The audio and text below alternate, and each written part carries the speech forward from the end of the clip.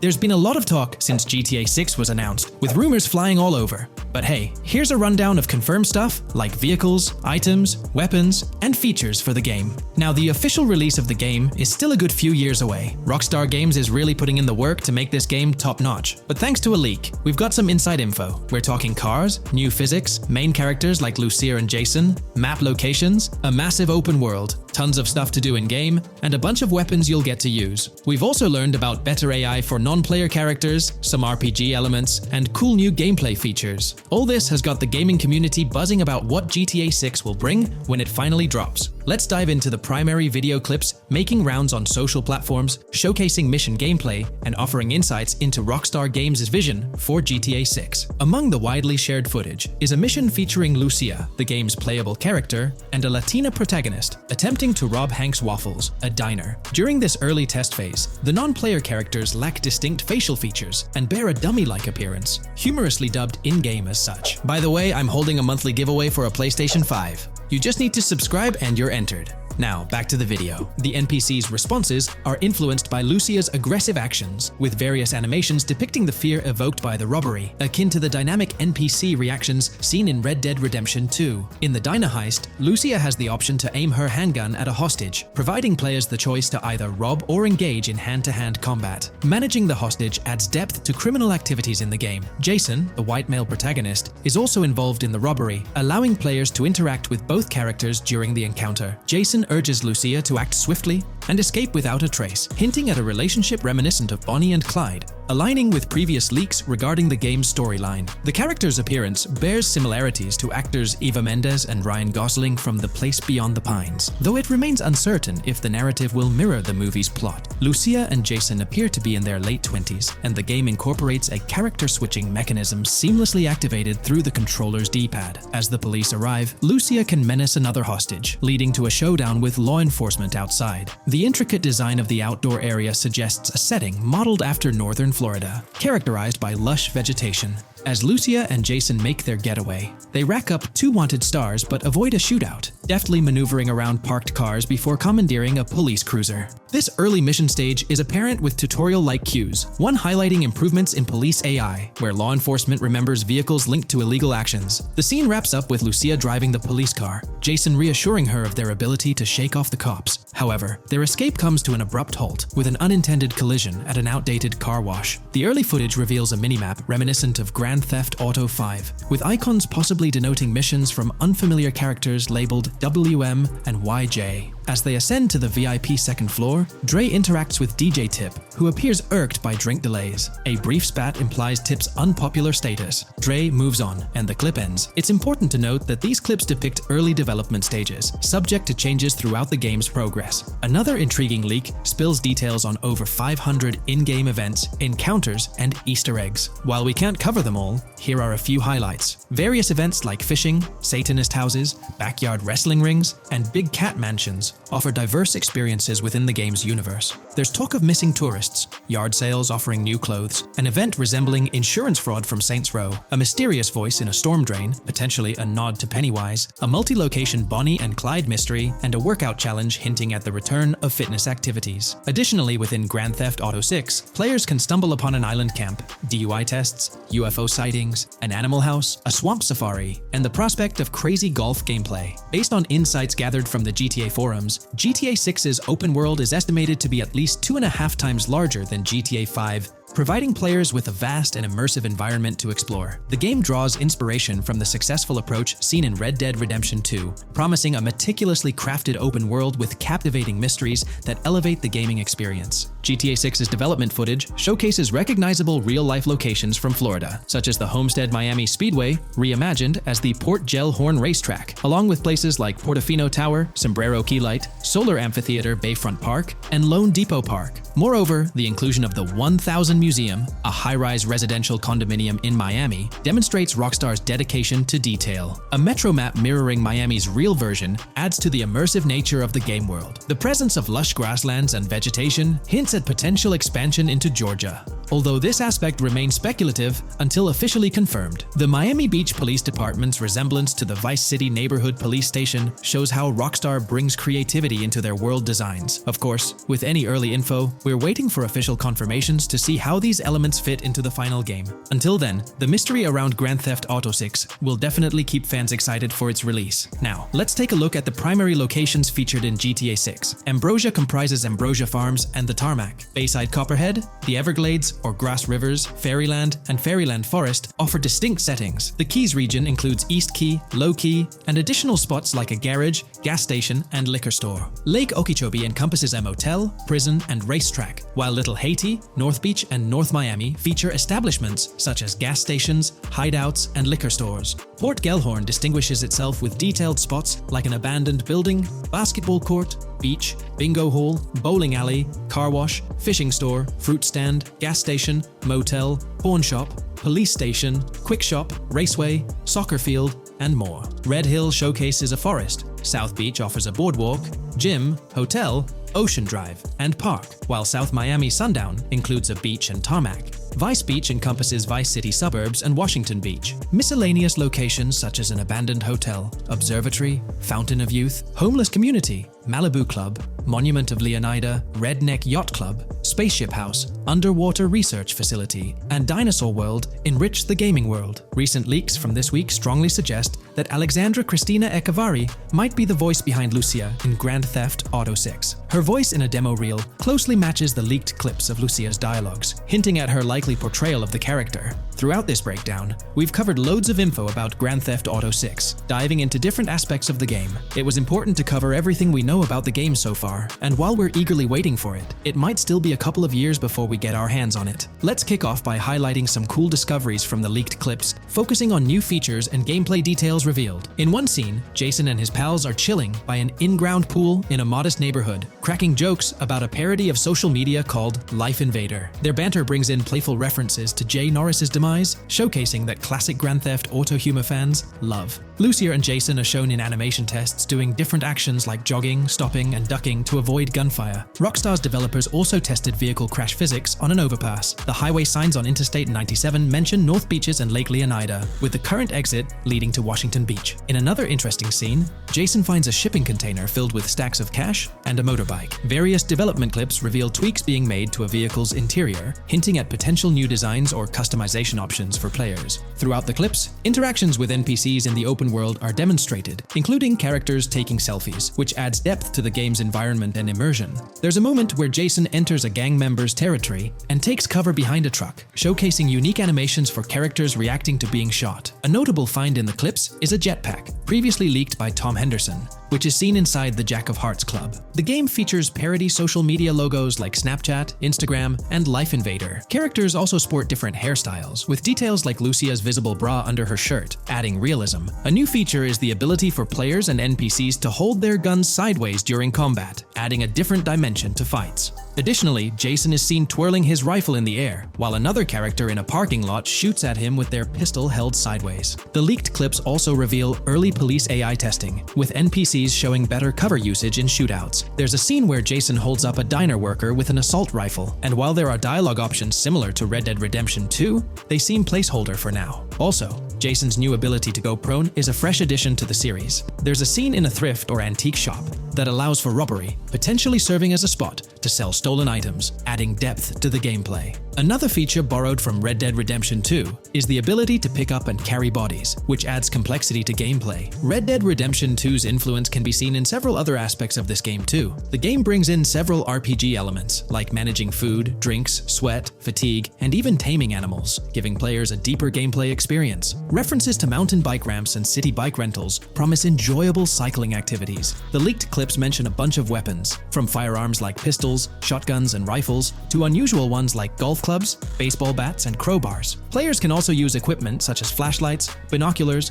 lockpicks, and more. Additionally, players can stay in motels and hotels, with the Kington Hotel being one of the options. There's even a pool party with live music for players to check out. References to the Everglades and wildlife like alligators, snakes, raccoons, and birds suggest diverse environments to explore. The weapon wheel system, similar to Red Dead Redemption 2, limits the number of weapons and items players can carry. Lucia can carry a loot bag, possibly used for robberies or stealing from different places. The inventory system allows players to carry health kits and other items for temporary boosts, and Jason can pick up and drop weapons from his inventory. The clips hint at animations like overdose, suggesting unique actions or events in the game. There are indications of horses and horse riding mechanics, possibly inspired by Red Dead Redemption 2. The open world is full of accessible places, including motels, metro stations, restaurants, pawn shops, and supermarkets. Little details like grabbing a gumball from a quick shop machine add to the overall vibe. A cool feature is the ability to shoot while swimming, adding a new layer to combat situations. All these diverse and interesting elements together promise an immersive and fun gaming experience in Grand Theft Auto 6. Let's dive into the cars of GTA 6. Shout out to the GTA forums for putting together this info. You can find links below to join the discussions. There's a bunch of confirmed vehicles. We're talking the Blista Compact, Ocelot Locust, and a car that looks like an early 90s Buick Skylark. Then there are some new cars without official names, like a 90s Chevy Caprice, a Chevy Malibu from 2016 onwards, a Chevy Sonic, and a Honda Accord from 2018 to 2022. And you know how Rockstar rolls, they'll give these cars their own funny names like they always do. There's more on the list too. Albany Primo, Benefactor Shafter LWB, a mix of Ford Explorer and Tahoe from the 90s or 2000s, a Toyota RAV4 from 2018 onwards with a mix of Lexus NX style, and a Mercedes Grill, Pegassi Tauros, a 1980s Jeep CJA Scrambler, a 5th Gen F150, a G20 conversion van, a Brute Camper, Vapid Speedo, HV Mixer, Metro Mover, D-Class Sheriff SUV, Mobatsu Sanchez Livery, Nagasaki Street Blazer, a 1970s Ford Ranchero, a 1971 Buick Estate, an Albany Emperor, D-Class Turbo Sabre, Yoga Classic, the Contender, and Sadler. Moreover, gamers can anticipate a range of vehicles in Grand Theft Auto 6, including the Slam Van pickup, Bobcat XL, an updated Regina, Alpha, Gauntlet Classic, Moonbeam Helion, Boxville Go Postal, an unidentified Albany vehicle drawing inspiration from a 1959-60 Cadillac, a Rebel, an unknown Asian sedan, a Ferrazzi or Feroci, Baller, Novak, Buffalo STX, Alpha and Feudo, a Benson NF 890, Buffalo without a sports bumper, and the Stanier and Landstalker. This extensive lineup promises an immersive and varied driving experience for players within the game. What's got you hyped about this game? Share your thoughts in the comments below. Today's video dives into the NPC AI patent, focusing on virtual navigation in Grand Theft Auto 6. This patent sheds light on the intricacies of in-game traffic, promising a heightened level of realism compared to previous iterations.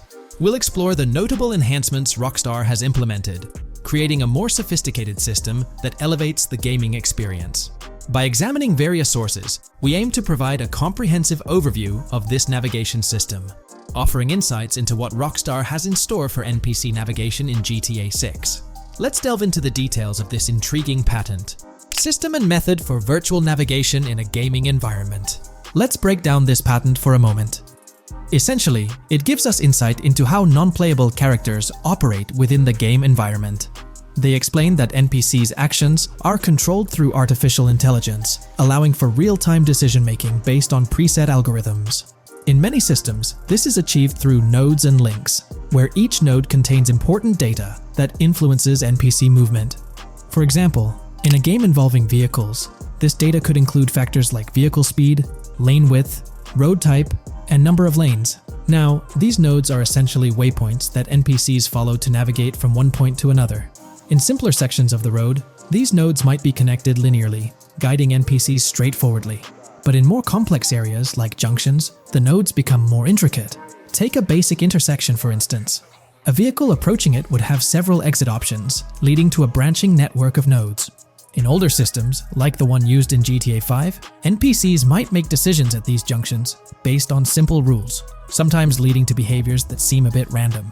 However, this conventional method has its limitations, especially when it comes to handling various factors like weather conditions, changing lanes, parking cars, or anticipating road exits.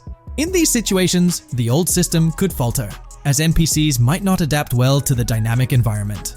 One downside of the node-based system is its limited capacity to replicate real-life factors that humans naturally consider.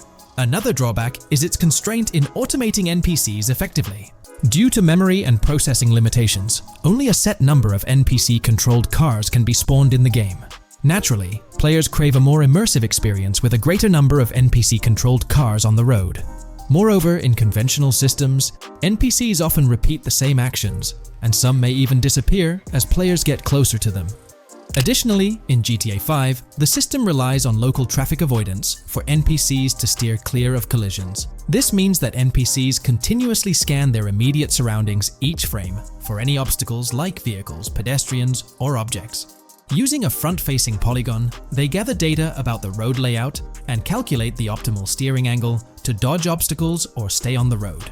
It's worth noting that this process occurs independently for each frame, without any reference to previous frames. This results in slower detection, as the system may not recognize a road blockage promptly. Instead, it interprets the obstruction as something to be avoided, without distinguishing it as a complete road blockage.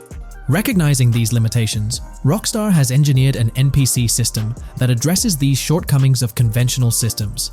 This advanced system efficiently manages NPC nodes and node graphs, yielding optimal outcomes while circumventing hardware and software constraints. NPCs in this system demonstrate heightened spatial awareness and adaptability, capable of altering routes based on real-time data from the environment. Moreover, this innovative system synergizes with the tagging mechanism discussed in earlier discussions. Through node analysis, the system identifies tags, such as indicating a road leads to a junction unsuitable for large vehicles. Consequently, large vehicles are deterred from entering. Furthermore, NPCs within this system consider various attributes of vehicle types, models, including speed restrictions, acceleration and braking capabilities, top speeds, cornering abilities, and vehicle size. NPCs will consider a plethora of data from their surroundings, leading to heightened situational awareness. Video games are populated by NPCs who are able to make real-time decisions based on their environment. Games use a specific system for NPCs to traverse the game world.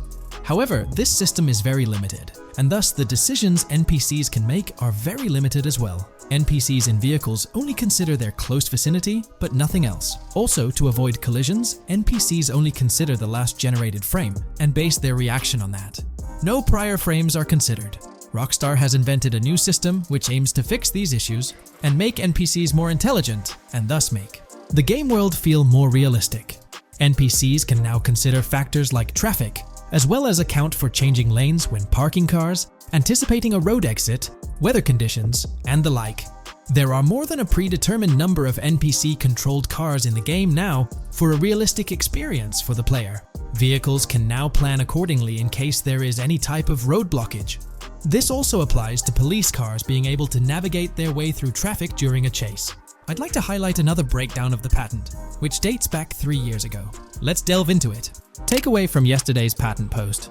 I've read over the patent post from yesterday, and I noticed a lot of people missed the most exciting information in it. I'll sum it up in non-technical language. It's essentially a method to improve vehicle AL when driving currently. When NPCs drive on the road, they can sense a few cars around them to determine crashes or other things to drive around. This is dumb AL, as it has very few factors to take into account, and requires a lot of computational resources. This is why vehicles despawn when far away to free up the CPU. Rockstar's patent describes a system that primarily will change this and give NPCs more situational awareness. They will essentially have an objective of navigating from one location to another. Simplified, but is essential in making routines similar to RDR2, and be able to take into account other external factors. Coolest of all, NPCs will still exist when your game isn't rendering them in this implementation. Specific examples mentioned by Rockstar state they will be able to use weather conditions, traffic, and crashes to determine where to go. Some areas might be dangerous in the rain, they might avoid it. If an area has too much traffic, they will avoid it. Possibly destructible environmental areas could be reacted to. Similar to bridges in Just Cause, this point is speculation, however. Cars will also be able to take into account number of lanes and speed in their decisions. NPCs will be also able to take into account high-speed chases and be able to navigate if they themselves are speeding. There will also be other reactions that are mentioned specifically, such as changing lanes before a highway exit appears, and as Rockstar puts it, driving slower on residential-type roads, or having to perform certain maneuvers to avoid oncoming traffic on single-lane streets.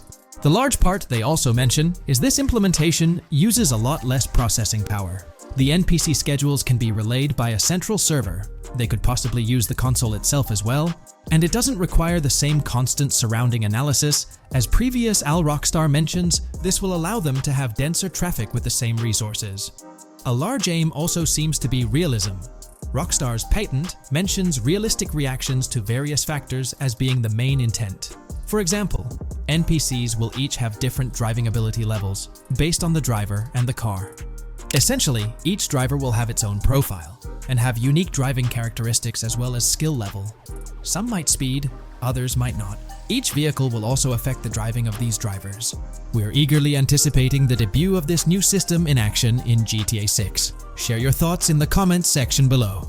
Here's all the information we've managed to gather about Grand Theft Auto 6 so far. Dedicated fans have compiled a 60-page document that meticulously covers every new feature revealed in last year's leaks. These features have been officially confirmed by Rockstar Games, as they originate from the footage Rockstar themselves acknowledged as part of Grand Theft Auto 6. Keep in mind that the game is still in development, so some details might evolve. However, as of now, these are the features you can expect to find in the game. If you're interested in delving into the full document, you can find a link in the description. But bear in mind that it's quite an extensive read, so we'll break it down for you. Let's begin by discussing the game engine. Euphoria physics has undergone adjustments, and improvements have been made to the ragdoll physics and overall game physics compared to GTA 5. Additionally, Grand Theft Auto 6 will incorporate lighting and skybox systems similar to those seen in Red Dead Redemption 2. This means you can anticipate enhancements like volumetric clouds and better lighting, which mark a significant leap forward, even compared to Red Dead 2. One notable detail from the leaks is the presence of heavy fog, a feature not prominently seen in GTA 5, except for snowy conditions. Advanced weather systems will play a more prominent role in GTA 6, adding depth and immersion to the game world.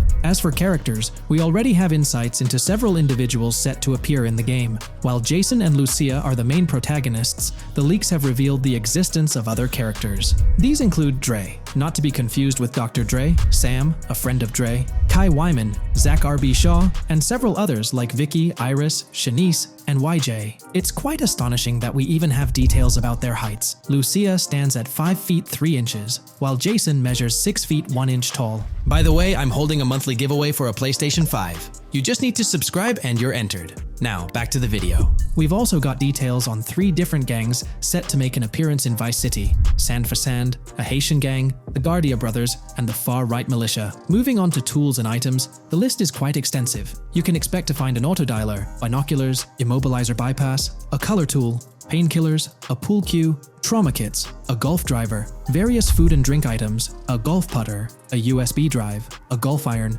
a crowbar, a golf wedge, a torch, a Slim Jim, a tracker jammer, a duffel bag for stashing your loot, cigarettes, and a backpack, again for storing your loot. When it comes to weaponry, the leaks confirm several options: a rocket launcher, an assault rifle, a baseball bat, a polymer pistol, a knife, a bolt-action sniper rifle, a Molotov cocktail, a spear gun, which is intriguing, a smoke grenade, a compact SMG, a flashbang, a micro SMG, a hunter sniper rifle, a heavy machine gun, an auto rifle, and a pump-action shotgun. The weapon wheel system will be divided into 3 sections: weapons, equipment, and gear. This setup is reminiscent of Red Dead Redemption 2, where you had access to your weapons, items, and horse all in one interface. Notably, we've seen glimpses of the ability to hold different weapons in each hand, and there's an additional quick item inventory in the bottom left corner of your screen. In a video clip, we observed an NPC firing at Jason, and shortly after, we noticed that Jason's health was low. A tip appeared on the left side of the screen,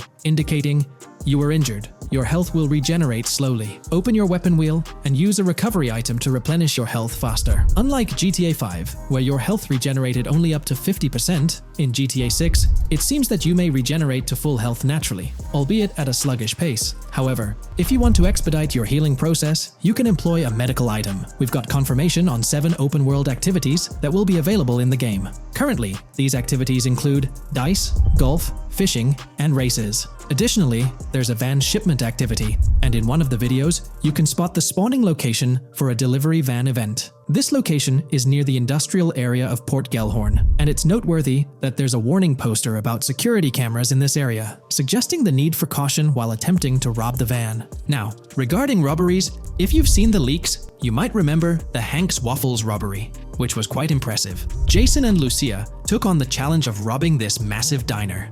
In another clip, when Jason was entering a store for a robbery, it became apparent that he possessed an ability allowing him to see through walls. The leaks also mention events related to searching vehicle trunks for something valuable, or perhaps finding nothing at all. Moving on, there's another event type called Deliveries mentioned, specific to Port Gellhorn. It's somewhat challenging to predict the exact nature of these events, but that's all the information we have for now. As for enterable buildings, Grand Theft Auto 6 is set to offer more opportunities for exploration. Confirmed locations you can enter include the Malibu Club, a pawn shop, the Jack of Hearts, supermarkets, bars, restaurants, apartments, and laundries. Now, let's discuss multiplayer. In the leaked files, we did come across one multiplayer clip, and in the bottom left corner of the screen, it displayed PL2 of 32, indicating that there were 2 players in the lobby out of a possible 32 slots. This mirrors the setup seen in Red Dead Online and GTA Online. While it's mentioned as 32 slots, it's worth noting that the player count is actually capped at 30, with 2 additional spots reserved for spectators. While hopes may be for larger lobbies in GTA 6, at least during this testing phase, they were exploring the feasibility of 30-player lobbies. Let's delve into collectibles in the game. During a scene in one of the clubs with Lucia, we can observe a developer placing a cardboard box on the ground. Notably, these boxes appear to be lootable, with a circle icon indicating their interactability. The debug text on this box reads, collectibles_car_pass, suggesting that these boxes will contain car part collectibles. Furthermore, there's mention of Wyman car parts boxed generic used, which has sparked speculation that players may collect car parts specifically for a character named Wyman. It's inferred that both Jason and Wyman share an interest in classic cars. Moving on, we've got collectible hats. In a video featuring Jason in an apartment, a developer is seen interacting with a hat labeled as an ambient collectible hat in the debug text. This implies that one of the ambient activities in the game will involve gathering various articles of clothing, which adds an intriguing layer to gameplay. Now there's a comprehensive list of brands featured in the game, which I won't read out individually, as many may not be of significant importance to the storyline. Instead, I'll display them on your screen for your reference. Feel free to pause the video if you'd like to take a closer look. Moreover, we have a list of confirmed animals in the game. As of now, the roster includes snakes, seagulls, skunks, raccoons, alligators, boars, wading birds, squirrels, southern leopard frogs, crayfish, lizards, skunk apes, pigeons, opossums, and whales. Keep in mind that this is not an exhaustive list, and there's a good chance we'll encounter even more wildlife when the game officially launches. These are simply the animals we have information on at this point in time. In the ongoing exploration of the forthcoming Grand Theft Auto installment, a plethora of new gameplay mechanics has come to light. These enhancements promise to augment the player experience in a variety of ways, ushering in a fresh layer of dynamism and immersion within the game world. First and foremost, players can now maneuver while ensconced in cover. This feature introduces a newfound level of flexibility during engagements, allowing for more strategic positioning in combat scenarios. Additionally, the ability to assume a prone position, a feature conspicuously absent in previous iterations of the game, adds an exciting dimension to gameplay, affording players the capacity to lie flat on the ground, potentially enhancing stealth and tactical maneuvers. Furthermore, the inclusion of loot bags offers a means to store surplus items, expanding inventory management options. An interesting addition is the capability to both drop and retrieve weapons, affording players greater adaptability in response to evolving circumstances. During intense firefights, a novel under-fire animation engages, wherein the player character instinctively shields their face from incoming projectiles, providing a more immersive combat experience. In the aftermath of enduring a severe blow, players are granted the opportunity to enact self-revival, potentially turning the tide of adversity. In aiming down sights, the option to seamlessly switch shoulders grants players a tactical advantage, facilitating improved positioning and target acquisition. Moreover, hand-to-hand combat now includes the ability to execute grabs, diversifying the melee combat mechanics. A noteworthy addition to the game is the implementation of buddy communication, embodied in the Buddy Comms and Buddy Ping system. Although specific details remain undisclosed, it is plausible that these features will facilitate coordinated actions between the two main characters, Jason and Lucia. Vehicle combat has witnessed a transformation, as shooting from car windows now entails the complete egress of the player character from the window, enabling full 360-degree firing capabilities, thereby revolutionizing vehicular combat dynamics. The intriguing Eagle Eye system, seemingly exclusive to Jason, allows for a form of wall-penetrating vision, although its applicability to Lucia remains uncertain. Enhancements also extend to interactions with in-game elements. Players will find themselves endowed with a broader range of interactions, such as the capacity to carry bodies, engage in robberies, issue threats, and converse with non-playable characters, NPCs, during heists. Moreover, the ability to collect additional items, including beer bottles and cans, enriches the gameplay experience. Shifting the focus to new gameplay systems, one particularly exciting addition is the concept of money laundering. During the Hank's Waffles robbery, an icon associated with the car wash property, a washing machine adorned with a dollar sign, has been identified as indicative of money laundering. This suggests that players may have the opportunity to purchase specific types of businesses with the intent of laundering illicit funds in the single-player mode. Moreover, the inclusion of fences introduces a layer of illegal commerce within the game. These fences serve as intermediaries for players to sell illegal items, providing a means to offload contraband and potentially profit from illicit endeavors. The inclusion of hacking mechanics is confirmed to some extent in the game. Lucia is equipped with a set of intriguing tools, including a tracker jammer, immobilizer bypass, USB drive, and an auto dialer. As of now, it remains unconfirmed whether Jason will also have access to these items. Historical leaks from a few years ago hinted that Lucia would be the designated hacker, so the extent of hacking abilities for each character awaits further clarification. Among the event types within the game, two distinct categories emerge: pragmatic cool and chaotic and romantic cool. While specific details surrounding these events are not fully disclosed, they introduce intriguing possibilities for players to navigate. Furthermore, during robberies, players will have the capacity to issue commands to the other character involved.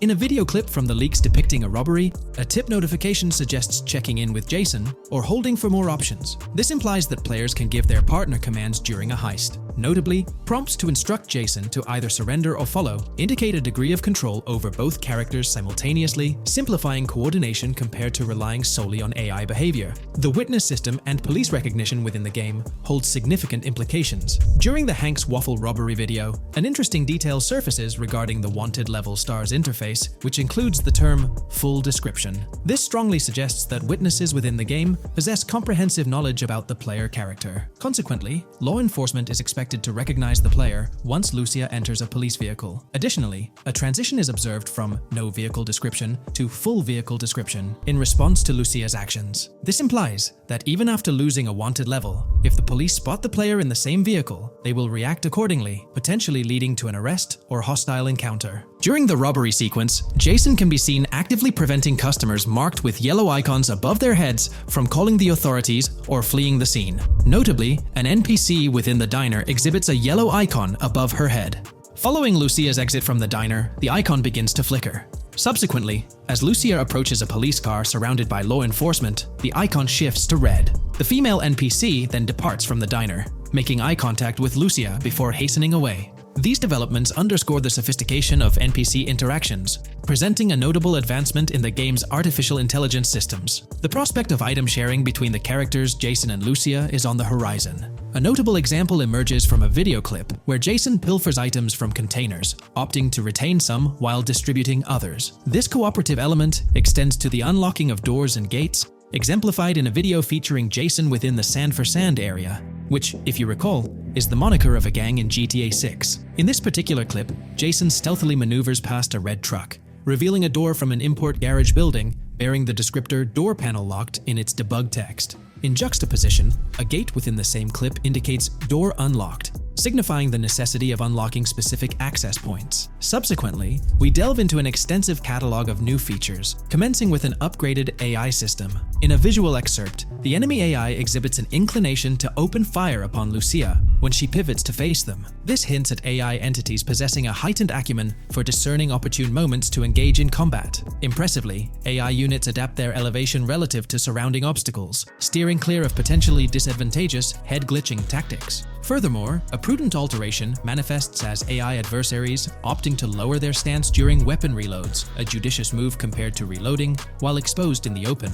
Enhanced AI combat tactics are evident in their lateral strafing maneuvers during shootouts. Notably, NPC behavior has undergone substantial refinement. As discernible in the leaked materials, AI characters no longer traverse the game world in solitary isolation, but now frequently assemble into groups. This intriguing development is reminiscent of a feature previously observed in Red Dead Redemption 2, where NPCs often moved in cohesive units. An illustrative instance materializes in a video where Lucia, carrying a duffel bag, shares the sidewalk with three individuals attired as tourists, who engage in animated conversation while strolling past her. This signifies a notable departure from GTA 5, where pedestrians predominantly ambulated in solitary fashion, contrasting with the forthcoming inclusion of group dynamics, perhaps even encompassing couples or social cliques, enhancing the verisimilitude of the game world. A notable addition to the gameplay dynamics is the option to voluntarily surrender to law enforcement during a robbery. The consequences of such an action remain shrouded in uncertainty, warranting further exploration upon the game's release. Furthermore, the mundane act of purchasing gumballs from vending machines emerges as a potentially restorative action. While it can be surmised that gumballs may offer a healing effect, concrete details regarding their function remain pending confirmation. In a nod to realism, akin to GTA 5, the forthcoming installment acknowledges the accumulation of dirt on your character's clothing, reflecting the wear and tear endured during your escapades. The hair and facial hair systems exhibit intriguing variability, with different versions of Jason observable in the leaks, sporting varying hairstyles, including long hair, short hair, stubble, and clean-shaven looks. While not definitively confirmed, this strongly alludes to the introduction of a hair growth system, akin to the one featured in Red Dead Redemption 2. Given the precedents established in the latter game, the likelihood of such a system in GTA 6 appears high. Expanding the repertoire of actions available to players, the ability to consume items directly from your inventory is showcased. When Jason visits a gas station, the inventory reveals options for wine, soda, and fruit consumption, implying that you can partake in these items at your convenience, akin to the mechanics present in Red Dead and GTA Online. Introducing a novel event type named Cop Trap, the game incorporates scenarios where law enforcement sets up traps at multiple locations. While the precise details of these traps remain undisclosed, it is apparent that police will employ diverse tactics to ensnare players. An overhaul in the police system introduces the concept of time until cops dispatch. In this iteration, criminal activities do not instantly summon law enforcement. Instead, players are afforded a brief window to execute an escape before the police response commences. The inclusion of security cameras as a surveillance mechanism adds complexity to evading detection. Unlike the conventional implementation in GTA Online, these cameras employ a detection meter, reminiscent of mechanics seen in games like Payday 2 or Payday 3. Players must act swiftly to evade the camera's line of sight within a specified time frame, akin to a filling bar, to avoid detection. This novel approach to security cameras introduces a fresh layer of challenge and strategy to evading law enforcement. Players will have the newfound ability to restrain non-player characters, NPCs. The primary method, as gleaned from the leaks, involves the use of zip ties. This restraint option becomes particularly pertinent during robbery scenarios, where players can employ zip ties to immobilize NPCs. A novel feature that comes to light is the capacity to loot vehicles. A fleeting glimpse in the Hank's Waffles video reveals a button prompt in the bottom right corner of the screen, labeled Examine SUV. This hints at the prospect of inspecting random cars and potentially engaging in vehicular theft. To make car theft more engaging, an advanced hijacking system is on the horizon. The existence of the Immobilizer bypass device, previously discussed, suggests that pilfering high-end vehicles will pose a greater challenge. Additionally, an item known as the Slim Jim will facilitate unlocking older model cars. These mechanics collectively point to the notion that hijacking automobiles will become a more intricate endeavor, with the potential for car theft endeavors to end in failure. Furthermore, two intriguing event types emerge, namely carjacking, CAT, and carjacking, advanced AI. These events suggest that the vehicular hijacking process will incorporate nuanced elements, potentially involving the interference of an AI-controlled entity. GTA 6 promises to deliver an augmented vehicular experience through improved vehicle damage and handling. In a displayed video clip, as Lucia attempts to evade pursuing law enforcement, cars suffer more impactful damage. Notably, various parts of the vehicles, such as the front fender and hood, demonstrate more realistic deformation and fragmentation. The in-game interiors now feature functional GPS and waypoint systems on the dashboard, enhancing navigational convenience for players driving in the first-person perspective. Additionally, players have the option to enter a car via the passenger seat, offering flexibility in vehicle interaction. A hallmark of GTA 6 is its meticulous attention to detail. Players can encounter raccoons engaging in behavior, such as rummaging through trash cans and pilfering food bags. These instances are categorized as world events, denoted as raccoon climb out of garbage, raccoon rummage trash, and raccoon steal food bag. While numerous other subtle details enrich the game world, they are too numerous to enumerate here. Interested individuals can explore these intricacies further through the provided link. Expect a heightened level of auditory realism in GTA 6. Weapon sounds exhibit enhanced clarity and realism, with greater volume. The sounds of bodies impacting the ground will resonate with a more substantial thud. evoking a heightened sense of impact. Police sirens will reverberate off buildings and environmental elements with heightened realism, while items will produce varying auditory responses contingent on the surrounding context. In essence, sound design in GTA 6 aims to authentically replicate real-life auditory experiences. Fascinating developments. Several months ago, a colossal trove of leaked data unveiled a wealth of intriguing random events, world encounters, that promise to enrich the GTA 6 experience. While I won't delve into all of them, the list is nothing short of captivating. Events range from mundane occurrences like parking disputes to more enthralling incidents such as donut burnouts, protests, and even someone suffering a concussion. The prospect of navigating the lifelike world of Vice City, teeming with such diverse activities, is undeniably exhilarating. I strongly recommend pausing the video to peruse this remarkable compilation. Additionally, we have been privy to an extensive catalog of vehicles slated to appear in GTA 6. These vehicles, gleaned from both in-game leaks and files, I encourage you to peruse this comprehensive list at your leisure. It resides on page 30 of the document. Furthermore, the leaks have divulged a plethora of confirmed locations within Vice City and its environs. Naturally, Vice City itself takes center stage, while several districts and neighborhoods will pepper its landscape. Notable locations include Edgewater, North Bay City, Rock Ridge, Little Haiti, Vice Beach, South Beach, Washington Beach, and Key Biscayne. Port Gellhorn, intriguingly, appears as a separate city akin to Sandy Shores or Paleto Bay from previous iterations. The list extends to encompass Yorktown, Ambrosia, Sundown, the Keys, La Pearl, Red Hill, Lake Leonida, Hamlet, Stockyard, Homestead, Grass Rivers, Ekin, Fanaka, Underwater, and Relief. Each of these major locations contains a multitude of sub-locations, a testament to the meticulous world-building evident in the game. As if this weren't enough, the dedicated community has endeavored to construct a speculative map of GTA 6 based on coordinates extracted from the leaks. While the precise layout of the map's northern region remains uncertain, the map preview encapsulates the sprawling Vice City to the south and Port Gellhorn on the left. This visual representation of the game world is undeniably impressive and stokes the anticipation for the immersive adventures that await. In today's video, we'll delve into the most recent iteration of the GTA 6 mapping endeavor. We'll explore the freshest alterations introduced to the map, including newly incorporated locales and adjusted road placements. Additionally, we'll examine some intriguing revelations stemming from the inaugural official trailer, such as the appearance of a swordfish. Furthermore, we aim to tackle one of the pivotal queries surrounding GTA 6, the extent of Rockstar's intention to amalgamate multiple states into the fictional entity of Leonida. We'll sift through all available clues, encompassing leaks and insights from the initial trailer, to shed light on the potential inclusion of Georgia in the game. Let's kick off by scrutinizing the latest rendition of the GTA 6 mapping endeavor. This most recent update, which debuted just a few hours ago, represents the pinnacle of this extensive fan-driven mapping project. Here's a peek at the current state of the GTA 6 map. We've got Vice City and Port Gellhorn in the mix, with tweaks made to both cities, along with some other spots on the map. Keep an eye out for changes like the prison from the opening shot and the Gator Keys.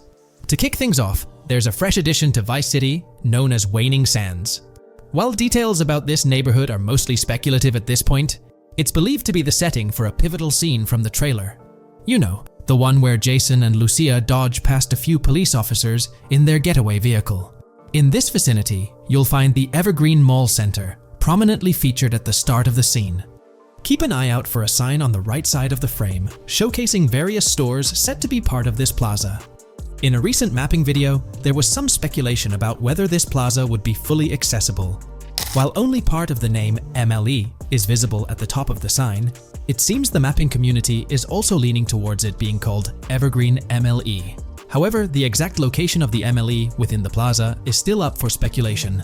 Notice how the buildings on the map are marked in red? Well, there are a few other speculative additions to Waning Sands. These include a gas station, Sailbolt K condos, and Cricket Club condos. Here's what we're using as a reference. You can catch a glimpse of the gas station roof along with other nearby buildings. In a previous video, we floated the idea that this could be Topgolf in Dalal, Florida. However, it seems unlikely now since the placement doesn't quite line up. But hey, let's hold off judgment until we know more. Now, let's talk about some updates in the positioning of various elements. The placement of several buildings, basements, speculative roads, metro, rail, crosstown, downtown, and Brickell has been tweaked. We're using yellow and purple lines to show the speculative metro and railway in Vice City. The metro system has seen some significant enhancements, especially in its connectivity to Vice City International Airport and the area between Crosstown and Brickell. The buildings in this vicinity have also been reorganized to more closely resemble their real-life counterparts. Speculative roads and highways have been adjusted to better fit the new placements. We've also made slight adjustments to the rotation of the prison from the opening scene with Luke to align with new evidence. Additionally, we've fine-tuned the positions of some trailer markers in the stockyard area, such as those for the car meet in Windwood and the bikers in Little Haiti. In terms of location changes, Leaf Links from the previous map version has been moved to Virginia Key, meaning earlier speculations regarding Leaf Links are no longer applicable. Furthermore, based on new radar map evidence, the shape of Picnic Island has been altered. Heading down south, you'll notice that Hamlet is no longer labeled as such. Instead, it's reverted to its real-life name, Homestead. This change suggests that Hamlet might be situated elsewhere in the game.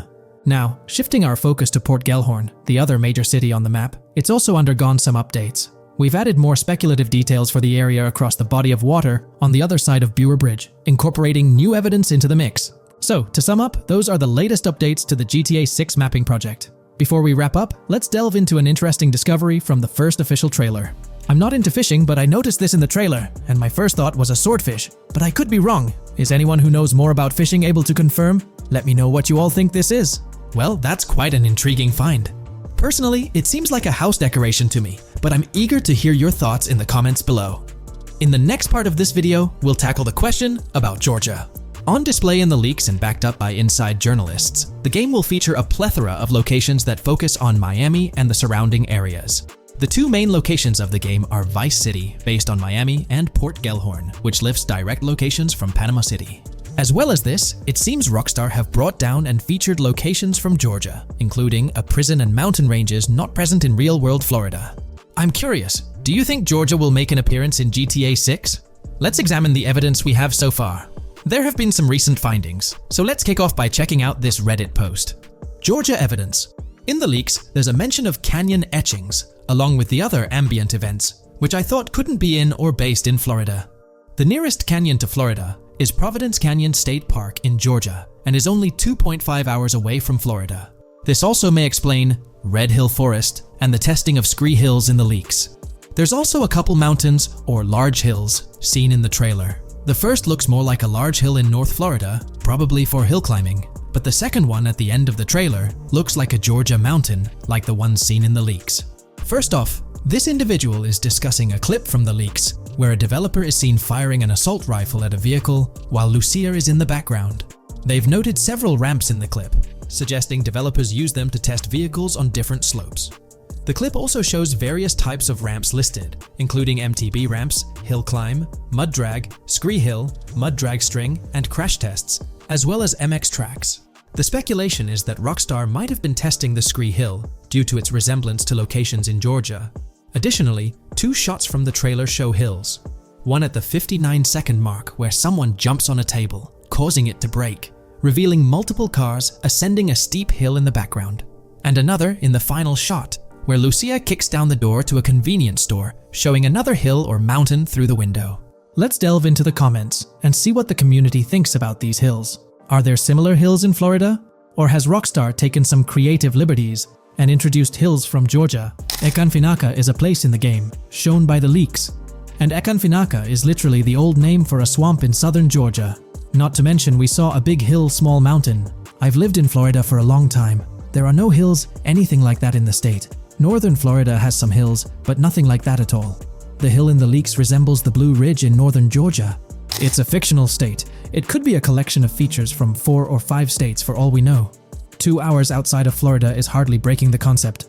I'd imagine much of the urban landscape will be much like Florida, with the outskirts being closer to Caribbean, or as you said, Georgia. There's a separate post talking about these mountains in GTA 6. We know GTA 6 is being based in Florida, a relatively flat state, so it'd be obvious to think that the game will stay true to its setting. However, one interesting thing I found in the diner robbery footage from the leaks is that a huge mountain can be seen in the far distance, particularly around the part where Lucia starts approaching the police car from the passenger side. I'm not sure if anyone else has noticed this, but it's interesting to note, considering Florida is the flattest state in the country, LOL. Maybe we can go to other states? The area does resemble rural Georgia. Thoughts? I think it will be more similar to RDR2 than past GTAs where it's only one state. I bet the map will be a hybrid of Georgia and Florida. If not, then Florida and most likely another country like Cuba or some South American country with mountains. Yes, probably we can visit the state of Georgia. A few weeks ago, someone found out that the prison you can see in one clip is from Georgia as well. Multiple states in the game.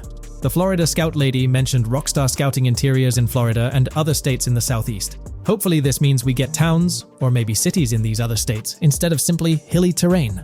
As this individual pointed out, there's a prison visible in one of the leaked clips, and it bears a striking resemblance to Augusta State Medical Prison. Situated in Grovetown on the county lines of Columbia County and Richmond County in Georgia, United States, this facility houses primarily male inmates with occasional female inmates and has a capacity of 1326.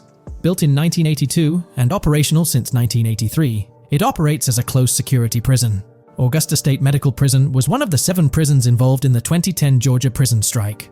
With such solid evidence pointing towards Georgia, or at least a portion of it being featured in the GTA 6 map, it's worth noting that Rockstar has done similar things before.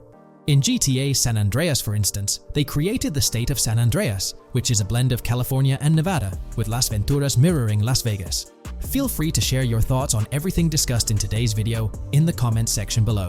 When we talk about the positive aspects of this partnership, it's essential to highlight the potential benefits that can emerge from Rockstar's newfound support for the modding community. One of the significant upsides is the acknowledgement of the brilliant and skilled developers behind the modding scene.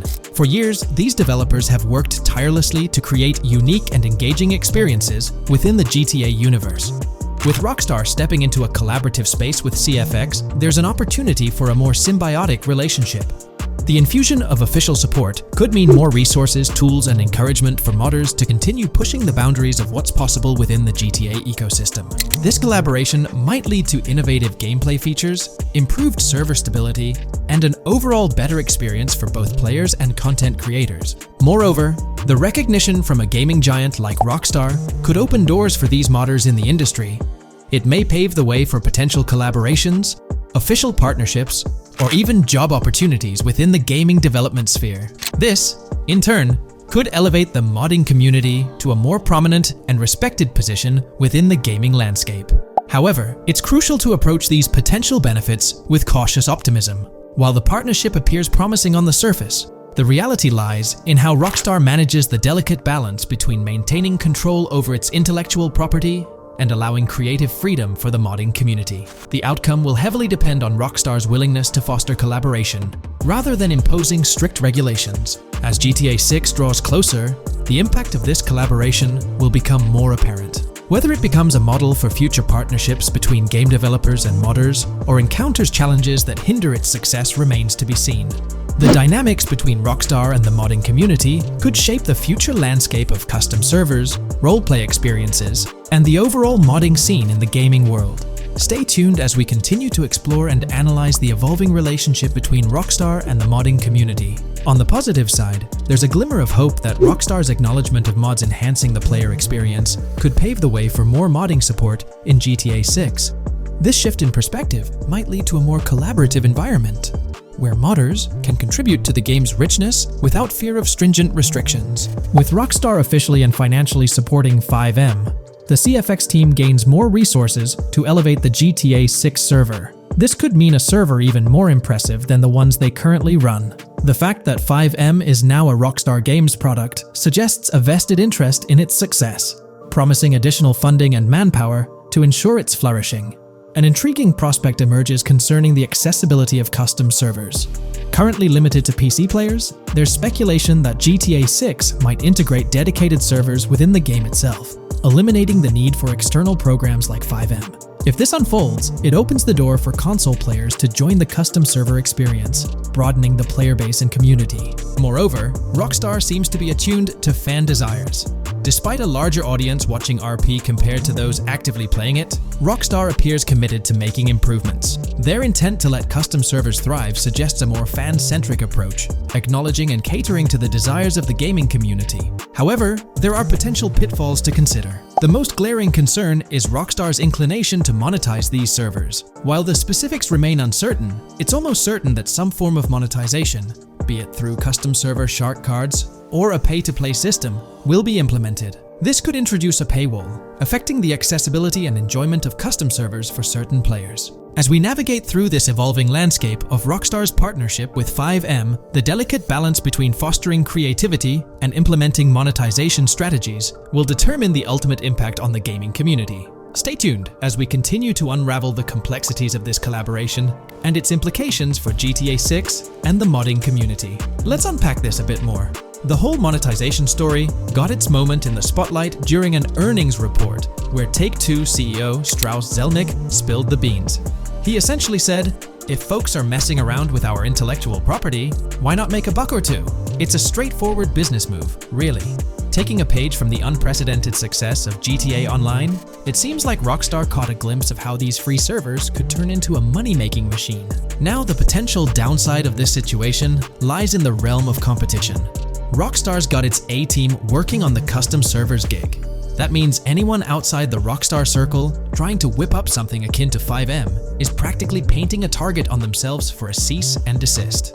Let's face it, Rockstar might have eyed this strategic move with FiveM from the get-go.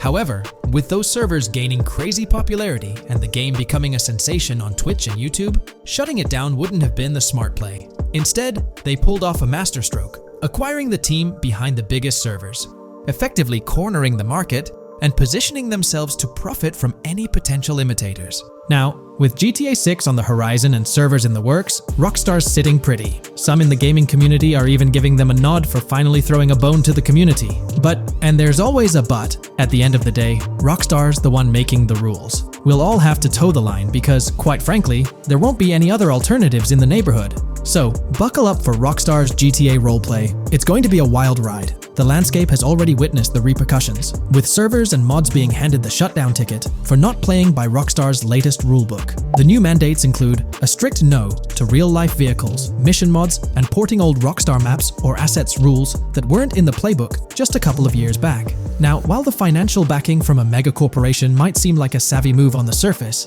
there's a lingering skepticism about whether it'll blossom into the fairy tale ending we've all been envisioning. It's a bit premature to slap a final verdict on the fate of FiveM once GTA 6 hits the stage. Now, let's consider the potential repercussions for the vibrant RP community. While the partnership between Rockstar and FiveM could bring about positive changes, there's an underlying worry within the RP enthusiasts. The fear is that with increased control and potential monetization, the organic and immersive RP experiences that players have come to love might face disruptions. RP communities thrive on creativity, flexibility, and a sense of autonomy. If Rockstar's influence leads to more rigid guidelines, it could alter the dynamic of these communities, potentially affecting the unique narratives and interactions that make RP servers so engaging. As we contemplate the potential impact, it's essential to look beyond the immediate horizon of GTA 6. The dynamics established through this collaboration could set a precedent for future interactions between gaming giants and modding communities across various games. Whether it becomes a model to be emulated or a cautionary tale will be closely watched by both players and industry stakeholders. The future of FiveM and the broader modding community remains uncertain as GTA 6 inches closer to release. While concerns exist, there's also room for hope. The collaboration might lead to a harmonious blend of official support and community-driven creativity, enhancing the gaming experience for everyone involved. As players, content creators, and modders navigate this uncharted territory, the one constant is the love for the game and the shared hope for a positive evolution in the gaming landscape. Taking a stroll down memory lane, Rockstar's track record with monetization doesn't exactly calm the nerves. Add to that the current scenario where they're laying down the law for the CFX team, dictating what's permissible and what's not. This conjures up a cloud of uncertainty regarding the future of both FiveM servers and the broader modding community. Personally, I'm a big fan of RP servers and that immersive content. It's my cup of tea. The idea that the same company that set the stage with GTA 5 might potentially tarnish FiveM, turning it into a monetized maze with no alternatives, that's a bit of a buzzkill. Yet, here we are, in the waiting room until GTA 6 steps into the limelight. In today's video, we're about to explore the intricacies of the Vice City mapping project, unraveling the mysteries of the latest map iteration. Join us as we meticulously analyze the details and draw insightful comparisons between the expansive GTA 6 map and its predecessors within the series. Our adventure doesn't stop there. we'll be immersing ourselves in the leaked information from 2022, unveiling a treasure trove of open-world activities. Brace yourselves for a comprehensive list featuring every nook and cranny on the GTA 6 map, showcasing not only new additions, but also the anticipated return of beloved locations from the iconic GTA Vice City, as hinted in the leaks. Let's kick off this exploration by delving into the heart of the GTA 6 mapping project. For those familiar with it, this official endeavor aims to provide a scale-accurate representation of what players can expect in the actual game. The map sprawls across two major cities, Vice City and Fort Gorn, and every detail is meticulously curated from leaks and the official trailer. Now, for those wondering about the seemingly expansive green spaces on the map, it's important to acknowledge the limitations of our knowledge. The apparent emptiness serves as a stark reminder of the scarcity of information currently available. The top portion of the map, appearing cut off, isn't indicative of boundaries or future expansions, but is rather a canvas awaiting details yet to be unveiled. Addressing rumors about the map's size, speculation abounds that GTA 6 will boast 3 major cities. While Vice City and Port Gorn are confirmed, the third city remains shrouded in mystery. There's a buzz that it might be Yorktown, potentially located north of Port Gorn. However, specifics about the placement of these locations marked in red are still elusive. Now, let's delve into the exciting prospect of exploring key locations on the GTA 6 map. These names, extracted from the official trailer and leaks, offer a tantalizing glimpse into the rich and diverse world awaiting players. Get ready to traverse the landscapes of Yorktown Red Hill Fairyland Forest, near Berryland, a whimsical Disneyland parody, Ambrosia Lake, Leonida, Lore North, Beaches Belleville, Ica, Vice City, Hamlet, Grass Rivers, and the enigmatic Gator Keys. As our journey unfolds, stay tuned for more updates, insights, and speculations surrounding the continually expanding universe of GTA 6. The road ahead promises thrilling surprises, and we're here to navigate it together. Now, let's delve deeper into the intriguing details surrounding Port Gellhorn. The bustling streets and structures around Hank's Waffles Diner, a focal point for a heist according to the leaks, spark anticipation for dynamic in-game events. The meticulous rendering of these locales not only captures the essence of the city, but also invites players to immerse themselves in the narrative-driven experiences that Rockstar Games is known for. Examining the speculative changes in Port Gellhorn, the notable relocation of the Port Gellhorn airfield suggests a strategic reimagining of the city's layout. This shift, coupled with the adjustment of the Port Gellhorn Raceway, hints at a carefully planned urban evolution, potentially altering the dynamics of the airport's placement within the city. The industrial sector of Port Gellhorn provides a gritty backdrop, with the iconic United States Prison maintaining its imposing presence. The inclusion of the pawn shop, prominently featured in the trailer, underscores the developer's commitment to integrating real-world elements seamlessly into the game environment. Venturing southward, areas like Second Fina and Belleville remain enigmatic, their constant relocation adding an element of unpredictability to their final positioning on the map. Ambrosia La Pearl, steeped in mystery, teases players with its undisclosed location, heightening the sense of intrigue surrounding these diverse neighborhoods. Our exploration now takes us into the heart of Vice City, where a substantial chunk of the urban landscape unfolds before us. While speculation abounds regarding the placement of red buildings and names, the gray structures, sourced from both the trailer and leaks, serve as tangible landmarks, anchoring our understanding of the evolving cityscape.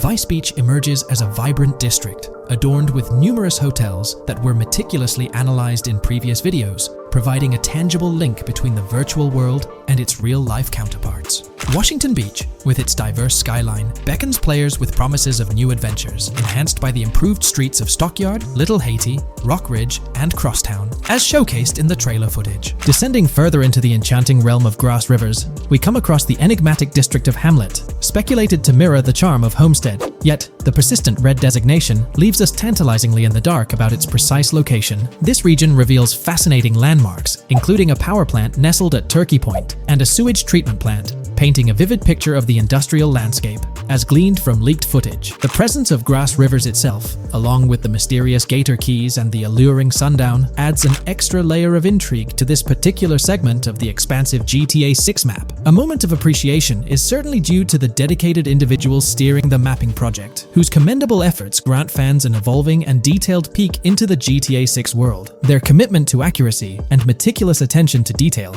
foreshadow an immersive gaming experience, setting the stage for the excitement surrounding the official release. Now, let's delve into a truly mind-blowing comparison that has set the gaming community abuzz. Our gaze shifts to the juxtaposition of Los Santos from GTA 5, Liberty City from the iconic GTA 4, and the highly anticipated Vice Beach from GTA 6. The comparison not only highlights the need for potential adjustments in Vice Beach's size, but also emphasizes the extraordinary density and detail that players can expect. Acknowledging the observed need for a slight enlargement of Vice Beach, the visual impact remains nothing short of extraordinary. The comparison underscores the incredible density that GTA 6 promises, reminiscent of the lively streets and vibrant atmosphere experienced in the streets of GTA 4's Liberty City. Speculation regarding the buildings in Vice Beach, as showcased in the mapping project, heightens the anticipation, with the close proximity of structures promising an unparalleled level of immersion and detail, evoking nostalgia from the beloved GTA 4 era.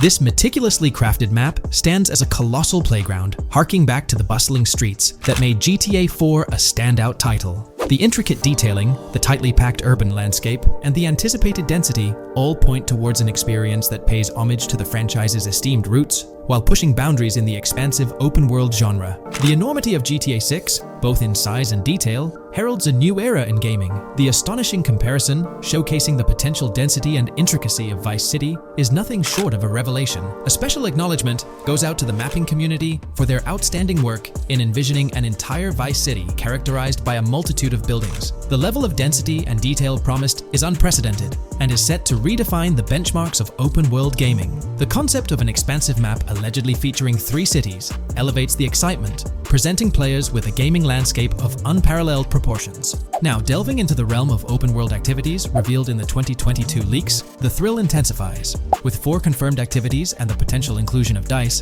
GTA 6 promises a diverse range of immersive experiences. Golf, fishing, and races are confirmed elements that contribute to the dynamic and engaging environment that Rockstar Games is crafting. A particularly intriguing moment unfolds in the trailer, as Jason, visibly nervous, speeds away from a robbery scene, with Luke clutching the ill-gotten cash. In the distance, the iconic Topgolf in Doro makes a cameo, a real-world entertainment destination located in Doro, Florida. The climate-controlled hitting bays, HD TVs, and sports bar elements create an enticing backdrop for players to explore. This real-world integration adds a layer of authenticity, bridging the gap between the virtual and real worlds. Fishing, poised to be a serene yet potentially rewarding pastime, is expected to be available from various locations in the vast ocean. Races, an integral and adrenaline-pumping element of the GTA series, are set to deliver high-octane excitement that fans have come to expect from the franchise. Furthermore, a detailed list from the GTA 6 document unravels every location visible in the leaks on the GTA 6 map. This includes not only new and thrilling destinations, but also the return of iconic locations from the beloved GTA Vice City. The inclusion of familiar locales adds a nostalgic touch, creating a seamless connection between the past and the present within the expansive world of GTA 6. Now let's embark on a comprehensive exploration of some of the familiar locales making a triumphant return in GTA 6. As unveiled by the mapping project. These recognizable names from the GTA Vice City era evoke a sense of nostalgia, rekindling memories of past gaming experiences. Leaf Links, Malibu Club, Washington Beach, Ocean Drive, Ocean View, and Little Haiti are just a few examples of the beloved spots that players will once again encounter in the immersive world of GTA 6. It's a poignant journey back in time as we rediscover these iconic locations, now reimagined and seamlessly integrated into the highly anticipated GTA 6 map. Venturing further into the extensive list of locations, our focus remains on the map, unveiling an array of intriguing places that contribute to the game's richness. Among these, the Jack of Seas nightclub takes center stage, having made appearances in both the official trailer and the leaks from 2022. While a detailed reading of every location is beyond the scope, feel free to pause the video and explore these fascinating spots at your own pace. From quaint small stores to the distinctive stone sculpture gracing Vice Beach, each location adds layers of detail and authenticity to the sprawling game world, some of which have been exclusively revealed through leaks. Shifting our gaze to Port Gilhorn, a diverse array of captivating places awaits discovery. The car wash, soccer field, a bustling basketball court, the Ambrosia Farm, and the intriguing King Neptune statue are just a glimpse into the eclectic offerings in this part of the map. Sailing through the Keys, exploring underwater ruins, investigating an underwater research facility, and contemplating the mysteries of the Bermuda Triangle add an extra layer of fascination to the GTA 6 experience. With the unveiling of the mapping project, the sheer depth and meticulous attention to detail that Rockstar is investing in the GTA 6 map become even more awe-inspiring. The possibilities for Easter eggs and hidden secrets in this expansive and densely packed landscape seem limitless. As we peel back the layers, the anticipation and excitement for the intricate world Rockstar is crafting only intensify. Hey there! In this video, we're diving into an upcoming terrain system in GTA 6, brought to you by Rockstar Games. Additionally, we'll explore some cool graphics enhancements like ambient occlusion, global illumination, and material tinting slated for the next GTA. The scoop comes straight from an official patent filed by Take-Two Interactive, Rockstar's parent company. So let's kick things off by checking out the patent titled Method and Apparatus for Enhanced Graphics Rendering in a Video Game Environment. According to Rockstar Games, the rendering of real-time graphics usually happens in a pipeline setup like this one. At the core of it, the process kicks off by handling 3D vertex information, moving on to render pixel-level details like light color and shadows. In the current systems, one or more shaders are employed for this pixel-level rendering. These shaders are essentially programs that operate on the GPU. The challenge in rendering lies in finding the right balance between realism and detail, while ensuring smooth performance, aiming for that higher frame rate. For example, a virtual world should illustrate various terrains that mirror a number of lifelike geographical areas. Each of these terrains can provide unique interactions with a virtual character in the video game. By way of example, a virtual player traveling through sand or snow should leave footprints that are different than the virtual player walking down a concrete sidewalk.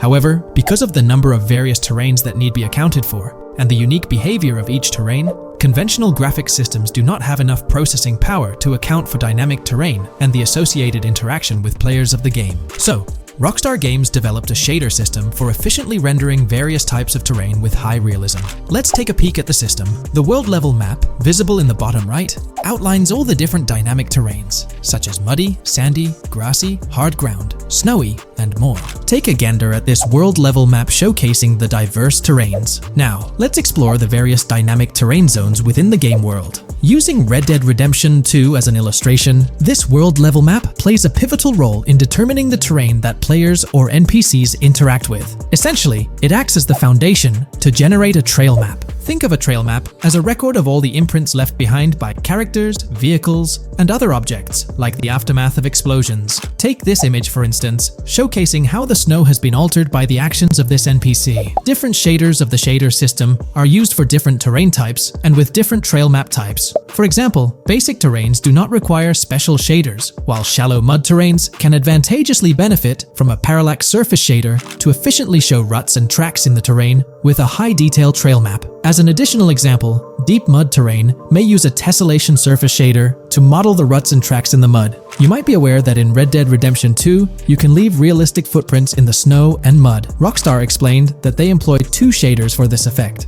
parallax maps and desolation. These shaders create a convincing illusion of high-level deformation, where footprints appear on the terrain's surface. In reality, the surface is warped but not physically deformed, ensuring a smooth and polished movement experience. In GTA 6, they're applying the same technique to bring an extra layer of realism. This will be particularly noticeable with explosions, firing RPGs at the ground, walking through mud, or driving vehicles through it, each leaving distinct tracks based on the terrain. RPGs, for instance, will create craters on the ground. This adds a significant level of interactivity, making it feel like you're genuinely impacting the game world in real time. Despite it being an illusion, the result will be remarkably realistic, akin to the snow in Red Dead Redemption 2. To sum it up, this graphics rendering patent encompasses the dynamic terrain, ambient occlusion, global illumination, and material tinting, all exciting new features making their way to GTA 6. Rockstar has invented and patented new graphics rendering systems, which aims to fix some of the problems of traditional graphics rendering systems to make graphics rendering more efficient, thus improving performance and allowing for better, more realistic, and more immersive visuals. Dynamic Terrain System. This is a system that records and creates trail maps which make it possible that terrains can be visually deformed when being interacted with in various ways. Players, NPCs, vehicles, objects, and explosions can affect the terrain. For example, leaving footprints or vehicle tracks in sand can be seen in action in Trailer 1. Explosions will leave craters in the terrain as well. It's also possible for certain changes to the terrain to disappear over time. For example, footprints and tracks in mud disappearing after some time, since the viscosity of mud makes it return to its normal state after some time.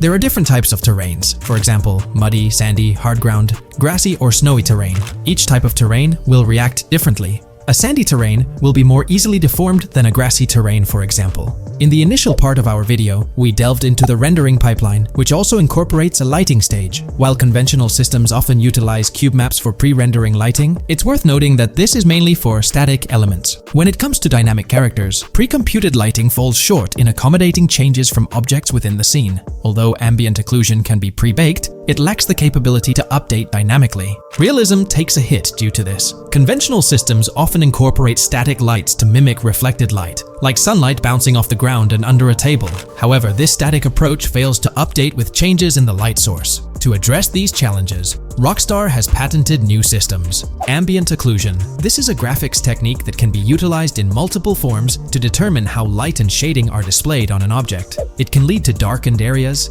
enhanced contrast, and improved surfaces due to this technology. This patent's ambient occlusion system offers some special advantages.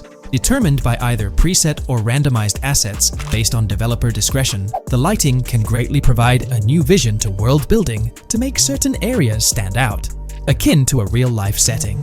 Global illumination.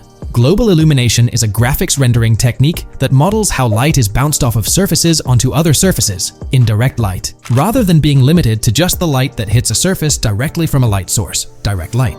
Rockstar's system detailed in this patent uses a bounce map that is projected in a top-down fashion to determine reflected light off of the ground. This bounce map is then converted into a texture that provides an approximation for the expected bounce back of light. This simulates the effect that would be achieved rendering the multiple passes of lighting to account for the natural bounce reflections. The bounce map can then be integrated into the lighting pipeline. During this, a technique is used to determine the area that needs this extra pass for each frame. This way, only the visible and required area is rendered with this technique, thus making it very efficient and less performance intensive. Overall, this provides many of the benefits of ray tracing without the computational expense. Ray-traced global illumination will probably still be in the game.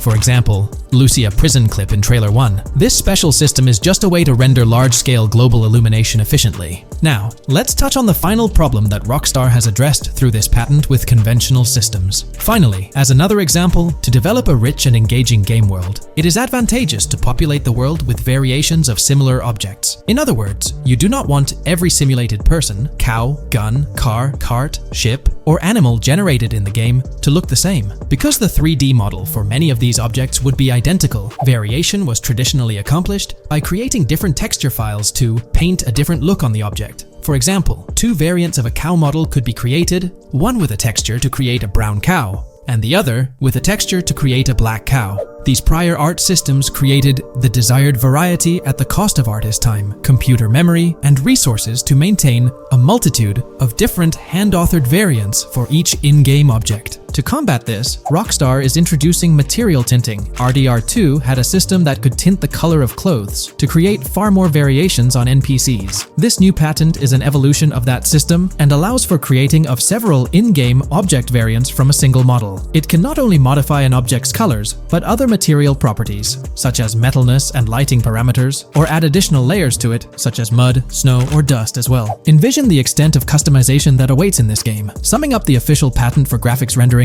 it's evident that Rockstar has elevated numerous systems from Red Dead Redemption 2. Share your thoughts on everything covered in today's video in the comments below. There's been quite a buzz about Jason, one of the main leads in the highly anticipated Grand Theft Auto 6. People are spinning theories left, right, and center, suggesting he might be an undercover cop, an agent, an ex-cop, or even someone with a military background.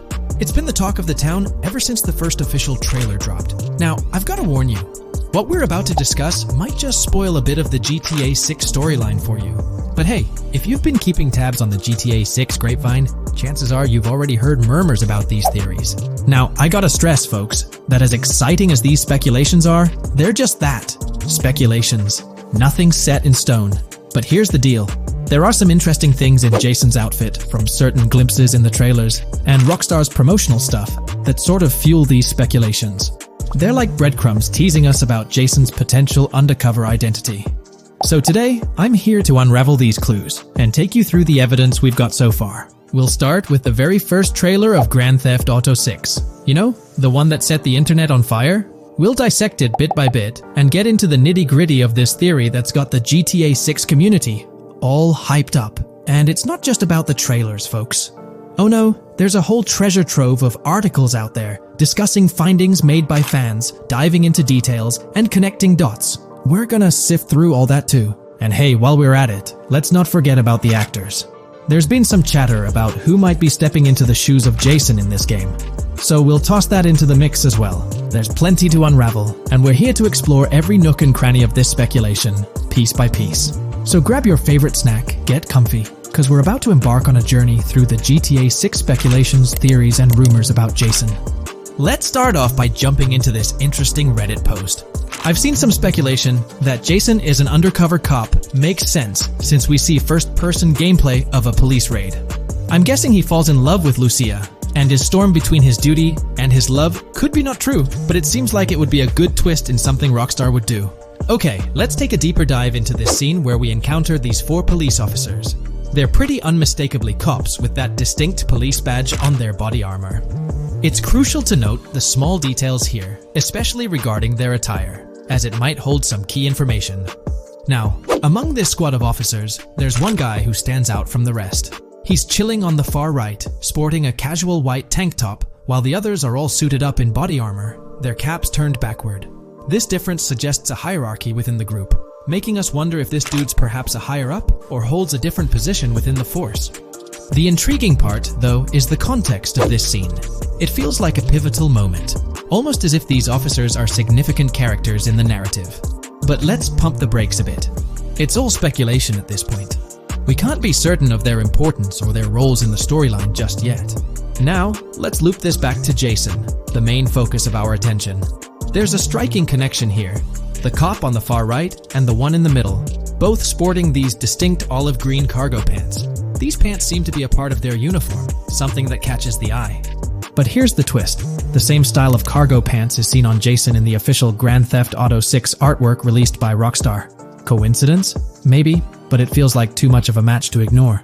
What's up with these pants? Is it a fashion trend among the police force in the GTA 6 universe? Or could it be hinting at a deeper connection between these officers and our protagonist Jason? The plot thickens, and we're left to ponder the significance of these subtle visual cues. Is there a backstory linking these officers to Jason? Or is it merely a design choice by the creators to establish a visual pattern? We're left with questions, my friends. Questions that make us itch to uncover more about this intriguing storyline. So, buckle up as we continue this investigation, piecing together clues and theories, aiming to decipher the enigmatic links between these officers and our mysterious main character, Jason. There's a whole world of possibilities waiting to be explored within the realm of Grand Theft Auto 6. Let's dive into this article by Exputer that further supports this rumor. GTA 6 fans have been busy digging into the lore of both protagonists since the trailer dropped. It appears that users may already have found notable details about Jason. A slew of forums and posts have popped up with speculations with evidence that complies with prior findings. A post by the Redditor, Jack_Torrance80, on the GTA 6 subreddit solidifies the past rumors that clarified that Jason would start the game as a cop. The pants worn by the protagonist in the GTA 6 poster are a part of the official uniform of Miami-Dade Police. The green cargo pants are the same color used by the Miami-Dade Police SWAT team. Additionally, the inclusion of body cam footage in the trailer may also imply his past background as a cop. It is speculated that he was dismissed from the service during the events of the game, having to continue his life as a petty thief. In the side-by-side comparison, you'll notice something intriguing. Those pants on the right in the image are an exact match to the ones worn by those police officers in the trailer clip. The detailing with those black bands and the gun holsters, it's all there. But here's where it gets interesting. Jason, in the official artwork, doesn't seem to have any of those gun holsters. It's as if he decided to part ways with that gear when he left the police force, holding onto only those distinctive pants. Now, about that white tank top he's sporting in the artwork, it bears a striking resemblance to the one worn by the cop, positioned on the far right in that clip. It's these little connections that make you wonder if there's more to it than meets the eye. Could it be a deliberate choice by the creators to hint at Jason's past, subtly linking him to the law enforcement world? Or is it just a coincidence? In the comments of the Reddit post, a user says, he is probably a dismissed cop or soldier, got too desperate and started to do petty crimes. Lucia brings him the local connections and scores, and he uses his former police training skills in weaponry and vehicles. A dismissed corrupt cop or soldier, a freshly out of jail ex-prisoner. Victor Vance and Tommy Vercetti. And there could be more parallels between these two pairs of characters if you think about it. Vic was being betrayed again and again in his storyline. When he finally decided to quit, his brother pushed him to enter another deal with Tommy, which eventually killed him. Tommy, on the other hand, is a more cunning and ambitious person. He promised Rosenberg to leave him a piece of his Vice City empire, but later abandoned him and left him exiled in Las Venturas. These observations really bring up some compelling comparisons, especially when looking at Tommy Vercetti and Victor Vance from previous GTA installments. There's a chance we might see echoes of similar themes or storylines reflected in GTA 6, which lines up nicely with what Rockstar teased in the trailer. Let's zero in on Jason's haircut. It's clean-cut and short, a style often associated with law enforcement or military personnel. That detail might not be just a coincidence. It could be a deliberate choice by the creators to hint at Jason's past as an ex-cop or someone with a military background. It adds an extra layer of depth to his character, don't you think? I'm genuinely interested in hearing your take on this theory. There is a lot of evidence supporting this theory, and it might be a major deal as we might be working with the police possibly in GTA 6. That would be a completely new gameplay element in the GTA series, so we have a lot to look forward to. Tell me, what are your thoughts and opinions about Jason's potential background, whether he's linked to law enforcement or not, as it could shed more light on this intriguing speculation. So, please share your thoughts in the comments section below, and let's keep this discussion rolling. The GTA 6 community has just found some major clues left by Rockstar Games, and it was under our nose the whole time. GTA 6's Trailer 1 revealed a ton of new things about the game off the bat, but recently, there's been even more developments that show off the GTA 6 main character story, Lucia. We learn a bunch of new things about her background, so if you're not interested in potential spoilers, this may not be the video for you. This information is directly from Rockstar Games, so this is the real deal. So getting into the details of Lucia's jail cell, let's focus on those newspaper clippings. I'll do my best to zoom in and enhance the image, but there are two distinct white clippings with black text. One of them appears to have a portrait, and I can only speculate that it might resemble a modern-day wanted poster. This could be showcasing the story of Lucia's alleged crime, accompanied by an image like a visual representation of what she's accused of. It's almost akin to a wanted picture that you'd find in a newspaper. This phenomenon isn't unheard of in real life. When people do something noteworthy or newsworthy, it's not uncommon for them to keep a record of it, like an article, and put it up on their wall as a sort of memento. It's like a snapshot of a moment in their life, even if it involves legal trouble. So Lucia might be preserving this particular newspaper clipping as a piece of her history, whether it's for sentimental reasons or perhaps as a reminder of the circumstances that led to her incarceration. Now let's broaden the scope a bit and draw comparisons to previous GTA protagonists. Take Michael DeSanta, for instance. His mansion has family photos on the walls. Franklin Clinton's house features similar personal touches. Even Trevor Phillips, in his trailer, has pictures that tell a story about his life. It's not just confined to the HD era. Even in the 3D era games, characters had their own way of leaving traces of their lives in their living spaces. This inclination to personalized living spaces is fascinating. In Lucia's case, the jail cell is an unexpected canvas for her personal story. It makes you wonder about her background, the choices she made, and the events that led her to that cell. Exploring these details could give us a deeper understanding of who she is and why she's in the predicament we find her in. Considering Lucia's attachment to those newspaper clippings, it raises interesting questions about her attitude towards her crimes. Perhaps she finds a sense of pride, or even enjoys the bit of notoriety or fame she's garnered from her actions. Keeping those clippings might be her way of cherishing the attention or recognition she's received. The prospect of spending a substantial amount of time in prison also suggests that it could involve more than just a brief cutscene, but potentially a series of missions within the jail environment. Now, shifting our attention to the picture above the bunk bed, it's a bit of a visual puzzle. While it's challenging to discern details, on the left side, there's a guy with a drink in hand, donning a white t-shirt. Next to him is a woman with voluminous hair, and in the foreground, there's another figure. This composition raises the question of whether these individuals could be Lucia's family. The dynamics and connections between characters are often crucial in unraveling the narrative of any GTA game. Acknowledging my limited knowledge about jail life, it's uncertain whether inmates generally have the privilege of keeping photographs with them as mementos. However, in this specific scenario, it appears that Lucia can. This might imply that the prison depicted isn't a maximum security facility, given the freedom for inmates to keep personal items. While the setting is far from casual, it offers a level of interaction and mobility, allowing inmates to go outside, engage in conversations, sit at tables, and soak in sunlight. The orange jumpsuits signify their status, but the absence of being handcuffed to the ground suggests a certain level of relative freedom. In this context, the allowance of pictures and photographs could offer an additional layer of insight into the characters and their personal connections, providing players with a unique perspective on Lucia's life, both inside and outside the jail cell. Taking a closer look at the latest image, which I've adjusted to bring out more details, there's another intriguing photograph. A guy in an orange shirt catches the eye, positioned alongside two women on the right. The one on the left appears to be sporting a hat and sunglasses, although discerning whether any of them is Lucia remains challenging.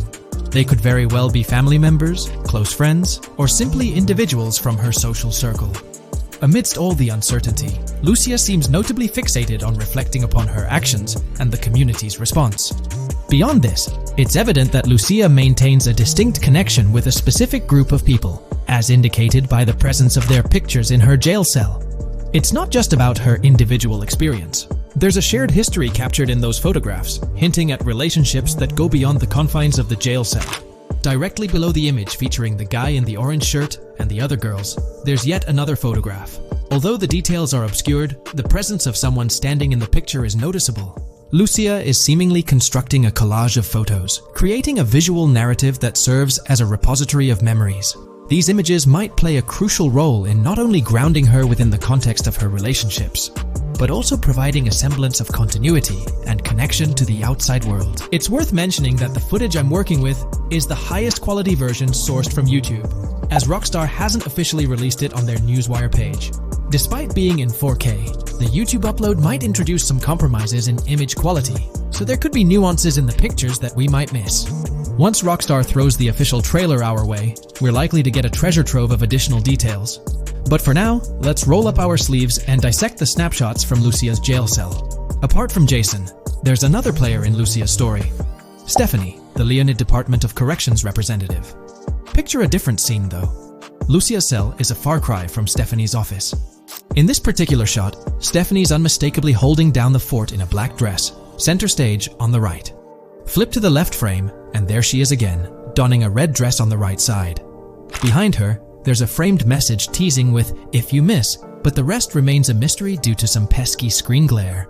Now let's make a full turn and voila, another Stephanie pic in the bottom right corner. This time, the backdrop suggests a domestic scene, perhaps with a partner. She's got on some bluish shades, slightly different from what we catch a glimpse of later.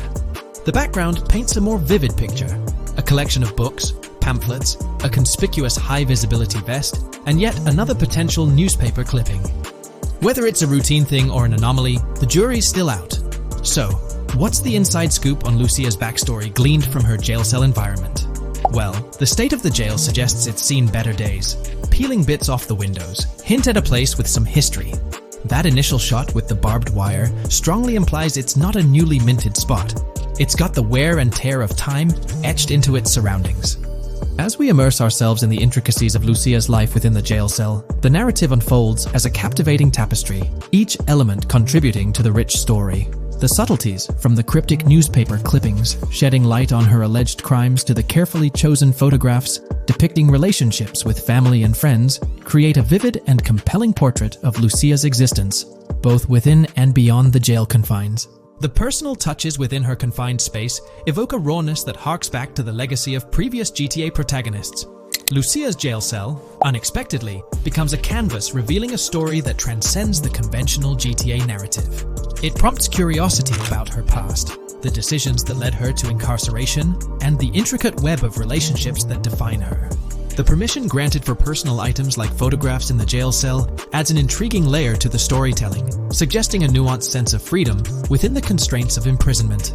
Lucia's attachment to these items, whether they be newspaper clippings or family snapshots, beckons players to ponder her perspective on her own actions and the recognition she may have garnered. While we eagerly await the official trailer release from Rockstar, it is clear that Lucia's story is woven with complexities and mysteries that leave us yearning for more. The weathered appearance of the jail environment, with peeling bits off the windows and subtle signs of aging, hints at a setting steeped in history, amplifying the anticipation for the unfolding narrative. Thus, with these glimpses into Lucia's world, we find ourselves surrounded by a plethora of unanswered questions. When did she find herself behind bars, and what duration does her stay entail? Your insights are eagerly awaited in the comment section. If this exploration into Lucia's jail cell has piqued your interest, a thumbs up would be much appreciated. Comment down below what you believe caused Lucia to go to jail. And did you spot these hidden Easter eggs in the trailer on your first watch? I'm interested to hear back from you guys. Thank you for watching.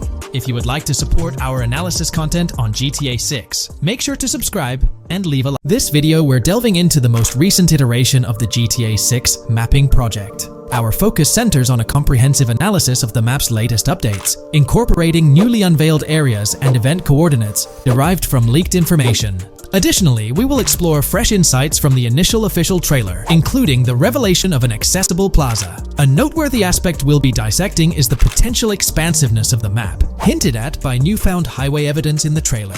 Furthermore, we'll examine a conceptual representation illustrating the potential magnitude of the GTA 6 map. The trailer also provides a glimpse of Starfish Island, a detail we'll thoroughly cover in today's session. Let's initiate our examination by diving into the GTA 6 mapping project. For those not aware, this stands as the most extensive and refined community-driven mapping endeavor, aiming to deduce the GTA 6 map with the utmost accuracy. This endeavor leverages evidence from leaks and the primary official trailer. In our previous map analysis, we scrutinized significant alterations in the Bordgorn and Grass Rivers areas, expanding the map to an impressive 18 by 8 kilometers. However, today's exploration will predominantly focus on alterations in the Vice City region. Rumors suggest that the GTA 6 map will encompass 3 major cities, with Vice City and Portgorn being the identified urban centers so far. Vice City, drawing inspiration from Miami, and Portgorn, a fusion of Gulf cities in Florida. The speculated third city could possibly be modeled after Orlando or Tampa. Earlier rumors hinted at Yorktown being the third city, approximately aligning with Tampa's location. However, intriguingly, structures observed in leaked material from Portgorn were reminiscent of Panama City. Rockstar appears to amalgamate elements from distinct cities to craft a unique virtual landscape. Turning our attention specifically to Vice City, notable modifications are discernible in the Stockyard and Crosstown area. While these alterations may not be immediately apparent, a thorough comparison with the prior map iteration reveals notable changes in street layouts for improved connectivity. Building positions, including the relocation of the Jack of Hearts nightclub, featured in leaks and the trailer, signify significant shifts. Adjacent structures visible in the trailer's music video shoot scene have undergone subtle rearrangements. A noteworthy addition to the GTA 6 mapping project encompasses events gleaned from leaks, introducing a dynamic layer to our understanding of the evolving landscape. At present, we've pinpointed 4 events on the map, marked by light blue dots. These events include the missing persons poster at the liquor store, the big cat cage roof at Everyday Art Elephant, and the Everyday Art Sidewalk Creep, all clustered around the Crosstown SL Stockyard area. Meanwhile, there have been notable changes in the Vice River area, with some buildings rearranged and brought closer to the river. The overall shape of this area has also been altered, and a new marina building near the airport has been introduced, based on recent evidence. Another significant alteration concerns the incorporation of Ica and Belleville into Vice City. While their status remains speculative, with their names displayed in red, Ica is purportedly inspired by Allapattah, a neighborhood in Miami-Dade, while Belleville draws parallels with Brownsville.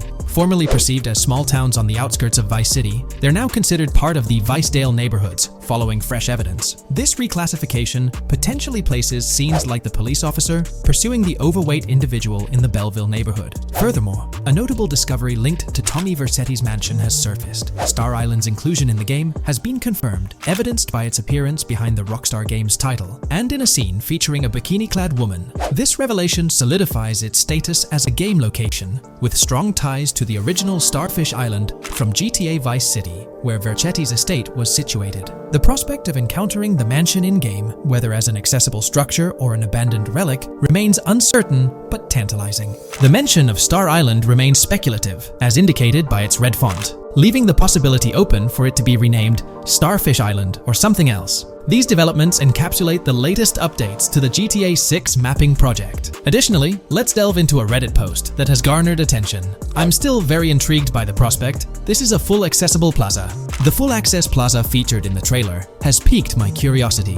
This snapshot is captured during a scene where Jason and Lucia evade the police momentarily. Positioned on the right side of the frame is a sign, presumably denoting a mall within the game. Notably, several brand names, including Kowalski, Callis, Scala, and Alpha, are visible on this sign. Furthermore, a portion of the mall's name briefly appears, starting with Ever. Could it be Evergreen Plaza or another variation? The answer remains elusive, and we'll have to await further developments to unravel this mystery. I can pretty much bet on it that this shit will indeed be fully accessible. Most of the signs on that structure look to be clothing and accessory shops, which would easily mean it's accessible to us. I'm really hoping the mall makes a return in this one and will serve kind of as a player hub when online drops. Oh, that would be good. Maybe a spot where you can't attack. Could meet people to join up for races, heists, etc. That would be pretty neat. Now let's shift our focus to some additional findings that might provide evidence for the existence of the third major city in GTA 6. Furthermore, we'll explore why the actual map size of GTA 6 could potentially surpass the estimations derived from the mapping project. Possible map length. Since we don't know what's in the northern part of the map, and we're not sure if it ends where the current mapping project suggests, I thought the map could look something like this. I get that a map like this might be 4 times bigger than GTA 5, so it could be a lot, but we can't be sure about Rockstar's plans. I also think so, because on the east coast of the current map, we have Vice City's predicted beach areas going almost to the very top. Kind of feels like the map shouldn't just end there. And if Port Gellhorn is based on Fort Myers, then maybe Tampa and Orlando could be there too. But with the current borders, there's not enough space even for a small town. Also, shaped like this, the map would resemble actual Florida more. What do you think? Now, here's something to ponder. If the map indeed resembles this depiction, it would be quite astonishing. It's intriguing how the leaks have remained silent about the northern portion of the map. I'm curious to hear your thoughts in the comments. How far north do you speculate the map extends? Do you reckon it's just slightly beyond what's revealed in the mapping project? Or could there be a substantial unseen territory? Shifting gears, let's delve into a significant discovery. An observation on the size of the map using highway exits as a guide. I believe that 2 blink and you'll miss them shots from the trailer, combined with something I saw in the leaks, have given us a serious hint as to just how big the map for GTA VZ might turn out to be. Specifically, north-south. The first is the shot of the man grabbing his crotch while stopped on the side of the highway. Specifically, the highway exit signs in the background. They suggest that this shot is being taken from just north of exit 14 on the highway, if turning left has you going east and turning right has you going west. What's more, the GTA VSI mapping project believes that the highway that this shot is taken from is Interstate 97. Adding to this, there's this shot from earlier in the trailer of the woman in the gold dress hanging out the top of a convertible traveling down I-404, heading towards a junction with 197. At the very start of that clip, you can catch the exit number on the sign she's driving under. You can't see all of it, but to me, it looks more like exit 18 than exit 1B. This one is more speculative though. Now, I'm about to get into the leaks, so I can't post any pictures. There's a clip in the leaks of a red ute heading northbound on 197 towards the exit 13 AB junction that takes 1 to Washington Beach and Ekanfinaka before crashing. The mapping project has been using the leaks to create their maps, and they've placed that stretch of 197 north of Mr. Crotch Grab from the trailer, running through the Stockyard neighborhood. This to me indicates that the highway exits are going to follow a realistic number pattern, with the number increasing or decreasing for every mile traveled. The question is, where does this put exit 12? Exit 11? All the exits going up to 1? I've taken the latest version of the mapping project's map and pointed out where exits 14 and 13 are located. Then, extrapolating from there and using the map's grid as a handy guide, I drew where all the exits further down the numbering scheme might be located. I ran out of room to put exit numbers at #9. If 197 is going to keep following the same numbering scheme all the way north until it hits exit 1, then it's likely that the map is going to be far bigger than we currently think it is, and what's been shown and plotted out so far. In fact, I think the only reason nothing's been plotted up there so far is because so much so far has focused on Vice City and its environs. 404.2 could wind up running just as far north, allowing for a few extra miles and exit numbers to accommodate it crossing the Everglades grass rivers before turning north, as I-75 in real life does. Bottom line, the map for this game is going to be enormous. There's been some chatter among you all about another potential scenario, the possibility of I-97 serving as a loop highway encircling the map's perimeter, similar to GTA 5. While this is a valid consideration, I've largely dismissed it due to a straightforward reason. As previously mentioned, I-44 boasts exit numbers and highway markers that suggest its considerable length, likely extending westward until it reaches the Gulf of Mexico before veering north, mimicking the real-life trajectory of I-75. If the map's northern boundary remains close to its current cutoff point and I-97 extends west and south extensively, then it's plausible that I-44 would mirror this pattern in the opposite direction.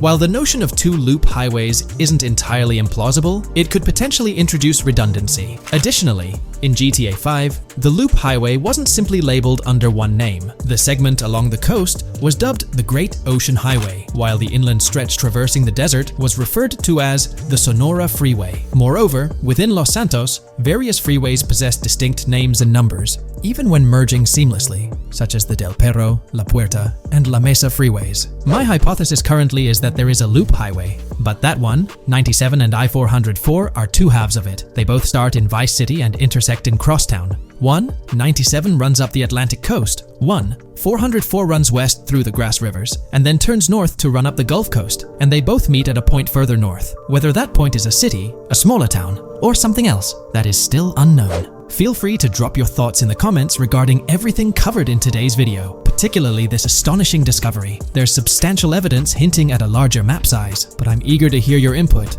so don't hesitate to leave a comment below.